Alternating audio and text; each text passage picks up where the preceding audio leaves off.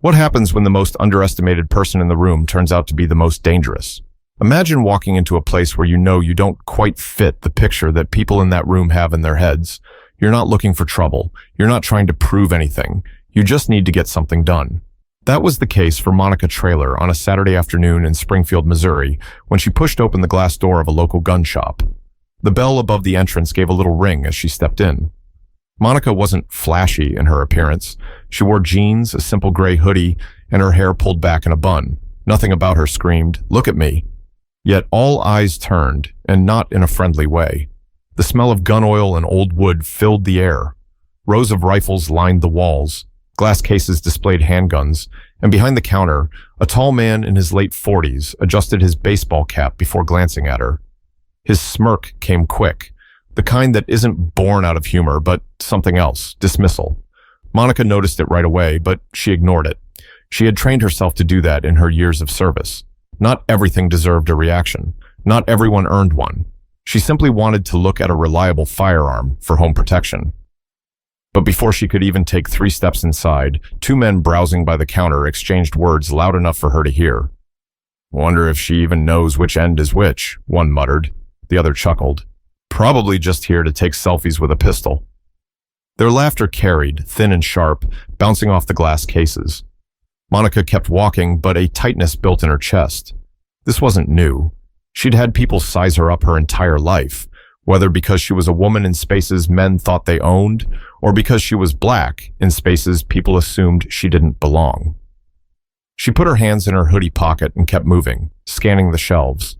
The clerk finally spoke. "Can I help you with something?" His tone was clipped, less like he wanted to help and more like he was challenging her to justify why she was even there. Monica met his eyes for a second, then looked past him to the case of handguns. "Yeah, I'm interested in seeing something compact, reliable. 9mm, preferably." The man raised his eyebrows, almost amused. 9mm, huh? You sure that's not too much for you?" Monica didn't flinch. "I think I'll be fine." One of the men near the counter let out another laugh. "Better watch out, man. She might show you up." The clerk smirked and shook his head. "Well, I guess we can see what we've got." Monica exhaled slowly. She could already feel this wasn't going to be a simple errand, but she wasn't about to walk out just because the air in the room turned heavy. She'd dealt with worse, much worse. In her mind, flashes of long, hot days overseas came back. Dust storms that seemed to scrape the skin right off your face. Nights broken by distant gunfire. Hours spent comforting soldiers who missed home or who had just lost a brother in arms. Those memories were stitched into her. No stranger in a gun store was going to make her crumble. Still, it hurt. And it angered her more than she wanted to admit. Not for herself, but because she knew what it meant. That no matter what you'd done, no matter what you'd given, some people only saw what they wanted to see. She placed her hand on the glass counter. Her voice was steady when she spoke again. "Let me take a look at that Glock 19. The clerk hesitated, then finally bent down and lifted it from the case. As he set it in front of her, his smirk lingered. She picked up the gun, feeling the balance, the weight in her hand. It was familiar, almost comforting. The room grew quieter, but the laughter wasn't gone. It lingered at the edge of the air, waiting for her to slip, waiting for her to confirm the small box they'd already put her in. But Monica wasn't about to give them that satisfaction. But little did they know, someone was about to walk through that door who would flip the entire room upside down. The Glock rested in Monica's hands, cool and solid. She didn't cradle it like someone holding something foreign or fragile. She handled it with muscle memory. Her fingers checked the grip, her stance shifted slightly, and for just a moment, she was back on the range, standing shoulder to shoulder with soldiers who trusted her with their lives. The clerk leaned on the counter, arms folded. "Not bad," he said with a smirk. "But you know, people usually start with something smaller, easier to control." Monica looked up at him, calm. "I'm not a beginner." The man tilted his head, still unconvinced.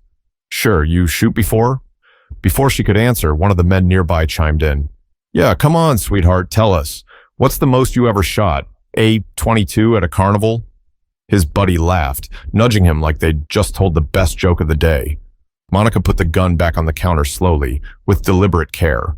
She didn't want to give them the satisfaction of snapping back, but her patience had limits. I've shot a little more than that, she said evenly. The clerk raised a brow. Like what? A 380?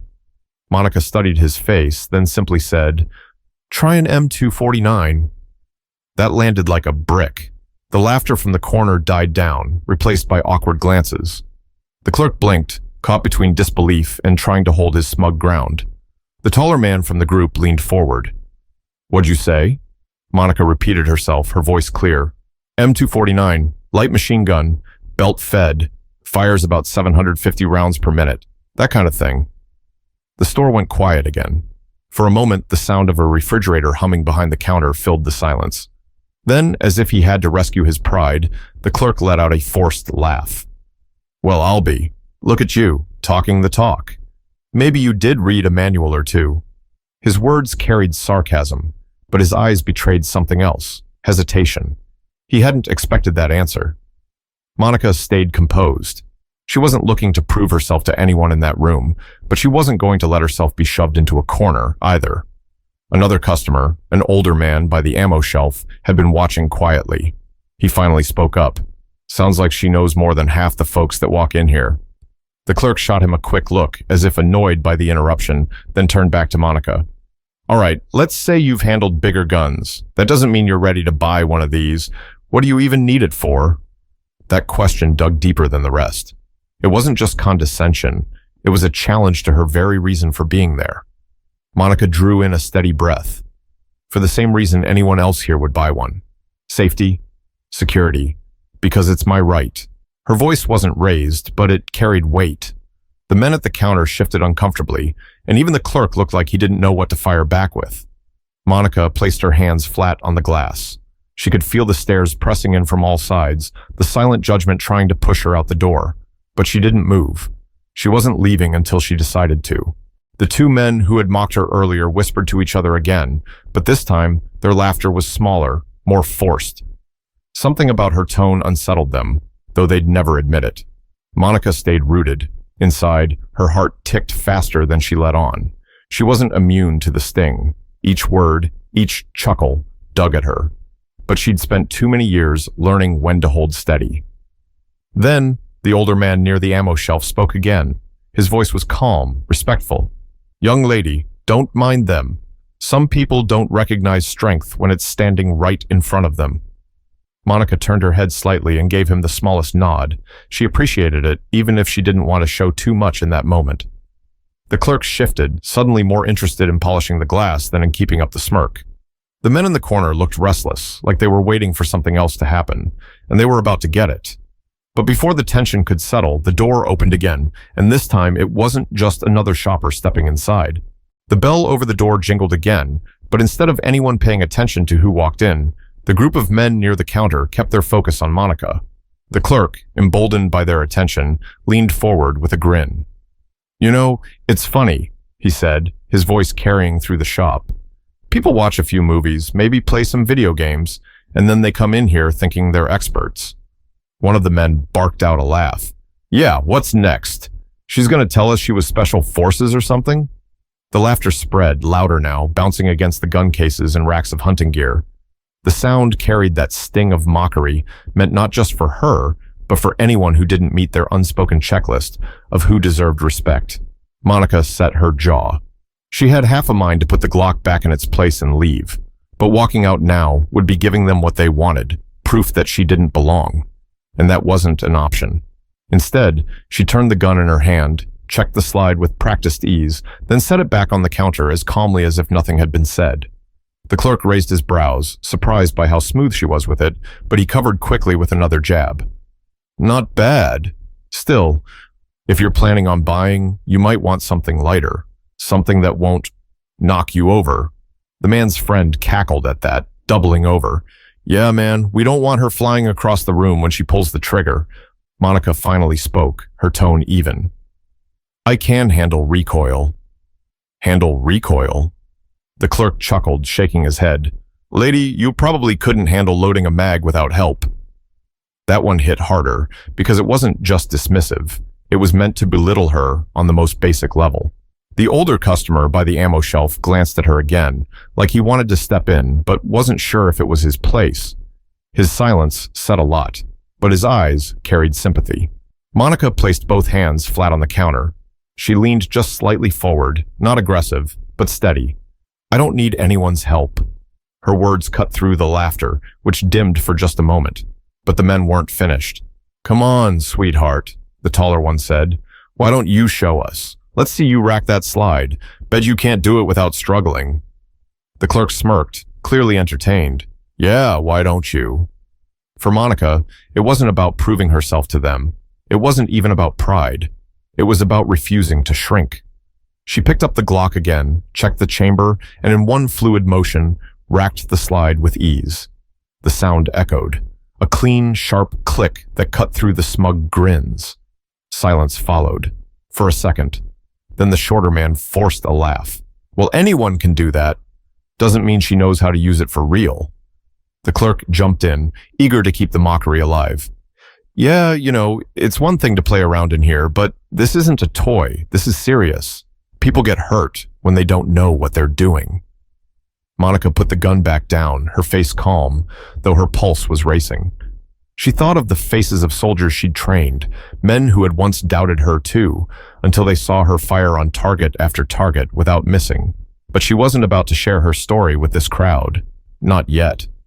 The clerk leaned back, looking satisfied. "Tell you what, why don't you look at some pepper spray instead? Might be more your speed." The laughter erupted again, harsher this time, filling the room. Monica's hand twitched slightly against the counter, but she kept her composure. She wasn't here to give them a show. The older man at the ammo shelf finally raised his voice, tired of the nonsense. "That's enough." The room shifted. Everyone turned toward him. His voice wasn't loud, but it carried weight. "You boys think it's funny to mock somebody you don't even know? Maybe keep your mouths shut and let folks do their business." The clerk frowned. "Relax, Tom. We're just joking around." "Doesn't sound like a joke," the older man replied. His eyes met Monica's again. "Don't let them get under your skin." Monica gave the smallest nod. She appreciated the support, but the damage was done. The air was thick with hostility and mockery, and no amount of calm breathing could erase the sting of being singled out in that way. Her hand brushed against the counter as if grounding herself. She was seconds away from deciding she'd had enough, but before she could make that call, the sound of heavy boots on the floor signaled the arrival of someone whose presence would change everything. The heavy steps echoed against the wooden floor, but the clerk and his friends barely noticed. Their attention was still fixed on Monica, feeding off each other's laughter like wolves circling prey. The clerk leaned closer, lowering his voice, but not enough to keep others from hearing. "You can keep pretending all you want. Truth is, this isn't a space for you. People like you come in here trying to prove something, and it never ends well." The taller man chimed in, his grin stretched wide. "Yeah, better to leave the heavy lifting to the real shooters, am I right?" His friends snorted in agreement, elbowing him. Monica's jaw tightened. She wanted to walk out, to throw the door open and let it slam behind her. But walking out wouldn't stop them from doing this to the next person who looked like her, who didn't fit their narrow view of who belonged. So she stayed put. She leaned forward slightly. Her voice was calm but firm. "You don't know a thing about me, and you don't have to. I don't owe you an explanation." The clerk raised his brows. "Well, you sure sound like you've got something to hide. Anybody can talk big. Show me some credentials, then maybe I'll believe you." His challenge stung, not because she couldn't meet it, but because he assumed she needed his validation. Monica straightened, her shoulders squaring. "I don't have to prove anything to you." The laughter returned, sharp and mocking. The shorter man clapped his hands dramatically. "Ooh, she's tough. Watch out, boys, we've got a real warrior in the house." The taller one added, "Yeah, until she drops that thing and hurts herself." For Monica, it was no longer just about their words. It was about the eyes in the room. Every other customer was watching silently, some with pity, some with discomfort, but none stepping forward except the older man by the ammo shelf. Their silence was almost as loud as the laughter. She remembered nights overseas when her unit doubted her, when every move she made was scrutinized twice as hard. Yet she had outlasted them all, her record speaking louder than any insult. That same fire stirred now, pushing her to stand taller. She picked up the Glock again. Her grip was steady, her motions fluid. She aimed at the back wall, carefully, finger off the trigger, and then lowered it again. She didn't need to say a word. Her actions spoke for themselves, but the clerk chuckled anyway. Nice little show. You practiced that in the mirror? The men roared with laughter again. It was uglier this time, harsher, like they needed to drown out the uncomfortable silence creeping in from the rest of the store. The older man near the ammo shelf shook his head. Pathetic, he muttered, not even hiding his disgust. The clerk spun toward him. Excuse me?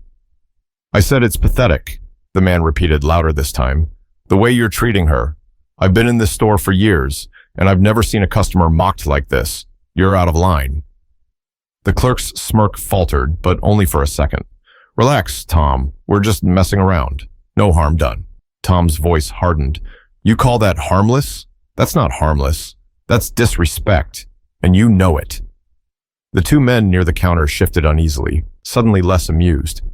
They didn't like being called out, especially not by someone they recognized. Monica took a breath. She was grateful for Tom's words, but she didn't want to be defended like she couldn't stand for herself. She spoke again, her voice cutting through the thick air. I've faced worse than this. You think you're intimidating me? You're not. You're just showing the world what small looks like. That silenced them. Even the clerk, for a moment, had no comeback. The words hung in the air, heavy and sharp. Then, before anyone could respond, the sound of a deep voice rolled across the room. Sergeant Traylor? Everyone turned. The door had barely swung closed behind the man who had just entered. He wore plain clothes, but his bearing was unmistakable. Broad shoulders, upright stance, eyes sharp and commanding. The clerk blinked in confusion. What? The man walked forward with purpose, his boots hitting the floor like a drumbeat. He stopped just a few feet from Monica. Without hesitation, he lifted his hand and gave her a crisp salute. The store froze. But this wasn't just respect. It was recognition. And it was about to shatter everything those men thought they knew. The salute hung in the air, like thunder that refused to fade. Commander Richard Holbrook stood tall, his hand raised with precision and reverence, the kind that wasn't done lightly or as some empty gesture. It carried weight. It carried history. The men who had mocked Monica went silent instantly. Their laughter, their smirks, all of it drained away as they tried to make sense of what they were seeing. The clerk's mouth opened, but no words came out. Monica blinked, taken off guard herself. She hadn't expected to see him here, of all places. Slowly, almost reluctantly, she returned the salute, her hands steady even though her heart was pounding. Commander Holbrook, she said softly. His face broke into the faintest smile as he lowered his hand. It's good to see you again, Sergeant. That word, Sergeant, landed like a hammer in the room. The men by the counter exchanged glances, the bravado slipping right out of them. Tom, the older customer, crossed his arms and watched with quiet satisfaction. The clerk cleared his throat, his voice shaky. Wait, Sergeant, you mean she's actually... Holbrook cut him off without even looking his way. Monica Traylor isn't just any veteran. She carried her unit through some of the worst firefights in Kandahar. I watched her drag 2 wounded soldiers out under fire when most people would have frozen. She earned the kind of respect you can't buy or fake. The silence that followed was heavy, suffocating. Monica felt every pair of eyes on her, but for once it wasn't judgment. It was shock, disbelief, and maybe even shame. The taller man who had laughed the loudest earlier finally muttered, "No way, you're saying she..." "Yes," Holbrook interrupted again, his tone firm. "That's exactly what I'm saying." Monica looked at him, her expression calm, but her chest tight. She hadn't wanted this kind of scene. Her military service was a part of her, yes, but she never used it as a shield. Yet, in this moment, she was grateful Holbrook was here to speak the truth others needed to hear. Holbrook turned to her fully now, his voice dropping slightly, more personal. "You saved lives, Sergeant. Men still talk about it. Don't let anyone here make you forget who you are." Monica nodded, her throat tight. "Thank you, Commander." The clerk shifted uncomfortably behind the counter, his earlier arrogance evaporated. I didn't know," he stammered. Holbrook's gaze snapped to him, sharp as a blade. "That's the point. You didn't care to know. You judged her before she even said a word. You saw what you wanted to see." The shorter man from the group muttered something under his breath, but Holbrook's eyes pinned him in place. Do you have something to say? The man shook his head quickly. No, sir. Holbrook's attention returned to Monica, his expression softening again. It's people like you who remind me what this country stands for. You deserve better than this. The words carried more than just respect. They carried conviction. The entire store felt smaller now, like it couldn't contain the weight of what had just been said. Tom spoke up again, his voice steady. I knew there was more to you. Glad to see I was right. Monica managed a small smile in his direction. For the first time since stepping foot in the store, she felt something other than anger tightening her chest. She felt seen. But she also knew the moment wasn't just about her. It was about every person who had ever been written off before being given the chance to show who they really were. The clerk rubbed the back of his neck, his face flushed.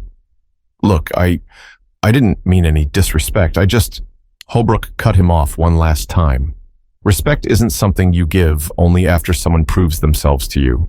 It should be the starting point. The room was silent again. The laughter was gone. The mockery was gone.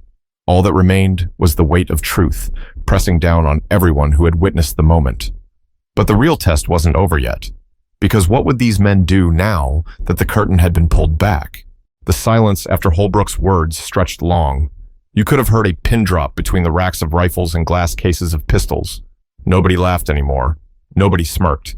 The men who had been so loud just minutes ago now stared at the floor, their swagger stripped bare. Monica shifted slightly, her hand resting on the counter. She didn't gloat. She didn't rub it in. That wasn't her way. But the change in the room was undeniable.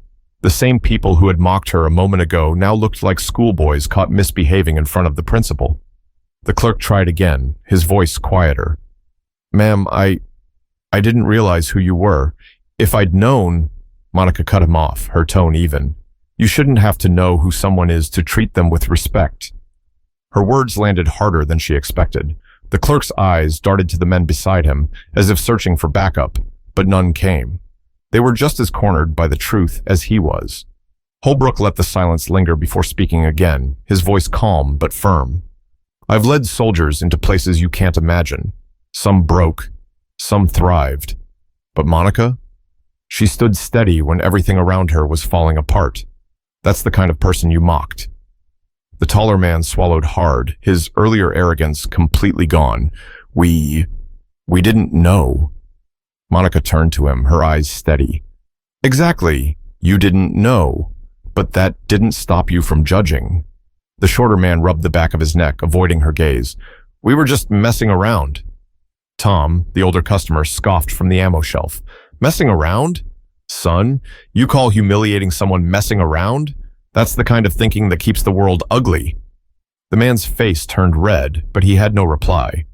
Holbrook stepped closer to Monica, his voice lowering so only she could hear. You don't need to prove anything to them. You've already done more than enough. Monica nodded, her voice quiet.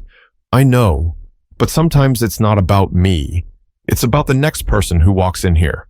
Holbrook gave her a look that carried both pride and sadness, as if he knew the weight of always having to stand taller than the insults thrown at you.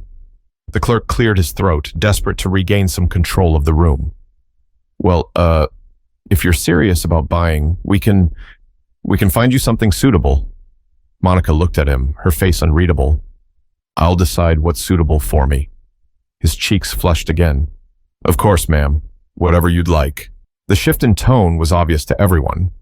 Gone was the smugness, replaced with a clumsy attempt at politeness. But it wasn't respect. It was fear. Guilt. Monica picked up the Glock once more, turning it in her hands. The weapon hadn't changed, but the way the room looked at her holding it certainly had. Where they once saw a joke, now they saw capability.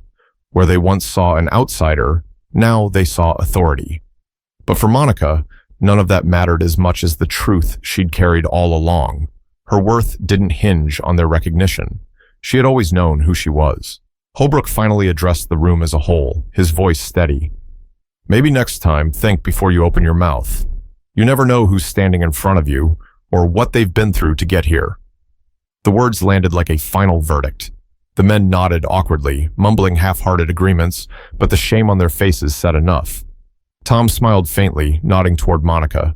Seems to me you handled yourself just fine, even without backup. Monica gave a small smile in return. I've had practice. Holbrook chuckled softly, the tension easing just slightly, but he looked around one more time, making sure his message had sunk in. His eyes lingered on the clerk, who quickly busied himself stacking papers that didn't need stacking. For Monica, the room felt different now, not lighter but clearer. The masks had been ripped off, the truth laid bare. She had walked in alone and been treated like she didn't belong. Now, standing tall with Holbrook at her side, she had reminded everyone exactly what belonging looked like. But the story wasn't finished yet. The aftermath of this moment would decide if the lesson truly stuck, or if it would fade the second she walked out the door. The air in the store felt heavy, like everyone was waiting for someone else to make the first move. The clerk finally broke the silence, his voice stumbling. Ma'am, Sergeant, I owe you an apology.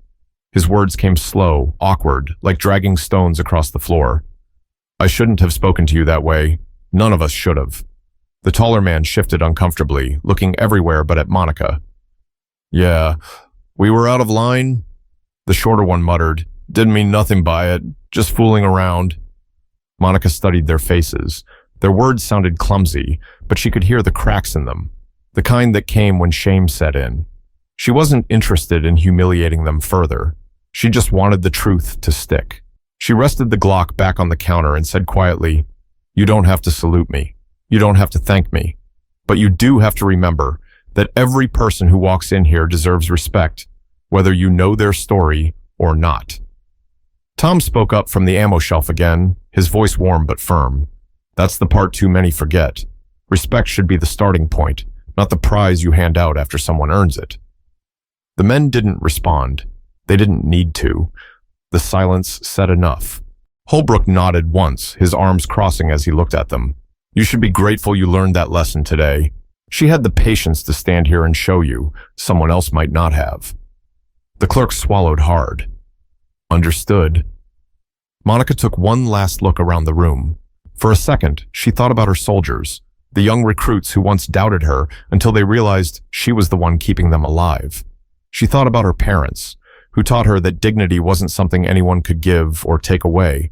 Then she looked back at Holbrook. Thank you, she said softly. He shook his head. Don't thank me. I just said what needed to be said. You've been proving yourself since the day I met you. Her chest loosened a little at that. For the first time since walking through the door, she felt like she could breathe. Tom walked over, placing a small box of ammo on the counter. On the house, he told her, for the next time you come in here, when the air's not so heavy. Monica smiled faintly. I appreciate that. Holbrook gave her a respectful nod. Keep standing tall, Sergeant. You remind people like me why we wear the uniform. With that, he turned and headed for the door, his presence still filling the room, even as he walked away. The clerk tried one last time to make it right. Ma'am, if you ever need anything from this store, you'll get it. No questions asked. Monica didn't reply. She didn't need to. She simply picked up her bag, walked past the racks of rifles and shelves of ammo, and pushed open the glass door. The bell above her rang again, but this time the sound wasn't mocking. It was freedom. Outside, the late afternoon sun washed over her face. She closed her eyes for a second, letting the warmth sink in. The voices behind her were muffled now, fading into the background. What mattered was the truth that had been spoken, and the weight of it would stay with them long after she was gone. As she walked to her car, she thought about something Holbrook had said. Respect should be the starting point. That was the lesson. Not just for the clerk, not just for the two men by the counter, but for anyone who thought they had the right to judge someone before knowing their story. Monica opened her car door, slid inside, and gripped the steering wheel for a moment. She whispered to herself, almost like a prayer, never let them decide your worth. She started the engine and pulled out of the lot, the sun dipping lower behind her. The day had been long, heavy, but it had ended with truth laid bare, and truth had a way of lingering longer than mockery ever could. And that's the message I want you to carry with you. People are more than what you assume at first glance. Everyone has a story you don't see, battles they've fought that you'll never know. Don't wait until someone proves themselves to offer them respect. Lead with it. Give it freely. It costs nothing. but it changes everything. If Monica's story moved you, don't let it stop here. Share this with someone who needs the reminder.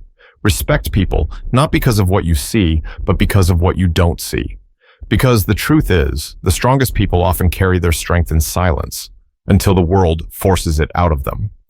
So next time you meet someone, start with respect. You never know who you're really standing in front of.